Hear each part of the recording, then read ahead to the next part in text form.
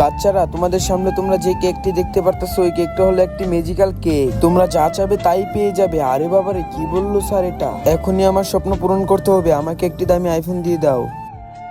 আরে বাবারে, আমি তো নতুন একটি আইফোন পেয়ে গেছি, আর আমাকেও কিছু যেতে হবে। আমি আনলিমিটেড টাকা চাইবো। হে কেক, আমাকে কিছু টাকা দিয়ে দাও। বাপরে বাবা, আমি তো এক বান্ডিল টাকা পেয়ে গিয়েছি। আজকে তো আমি বড়লোক হয়ে গেলাম।